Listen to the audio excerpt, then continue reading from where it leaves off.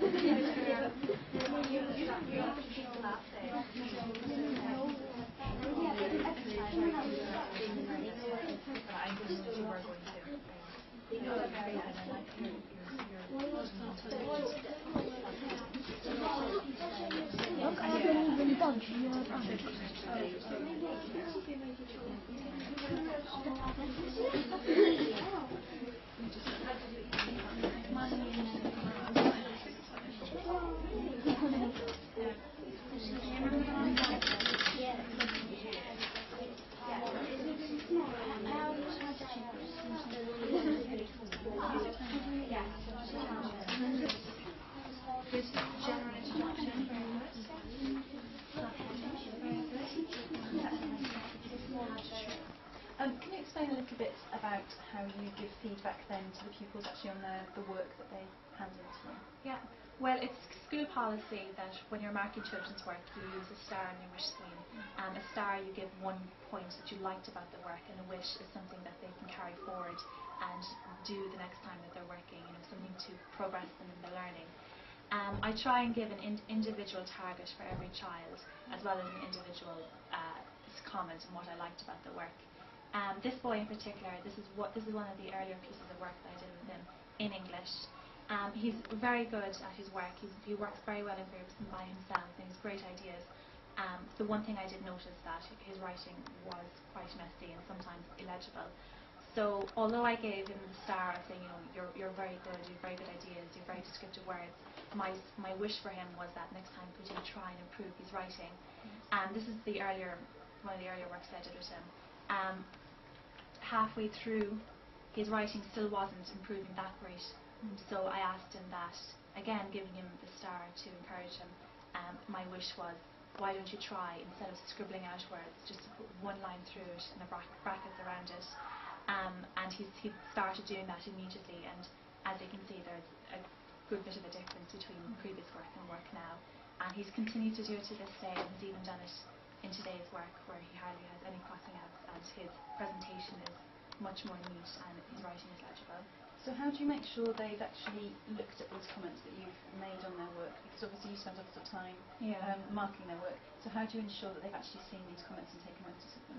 Well, before I give them back their copies, I tell them that I have marked their work, and I have said a star that I liked about the work, and I have given a wish for them to do today. I then give back their copies, and I put 2 minutes on the timer on the board where it's silence time, where they read it. I make sure that everyone's quiet and they're reading it and they're taking in what I said that was good, and they're also taking in their target for this lesson. And then I say to the children, if they have any questions or queries, to put up their hand, or if you want to ask me why I said this. What Emily is going to give you, you've seen this many times before, is your assessment plan. So Jared and Maureen, could you put down your pen? Thank you. I want you to think carefully about our learning objective. We set out as a class to make an informative, explanatory information booklet about life is messy. I want you to think about your personal performance in today's lesson. How do you think you've got on?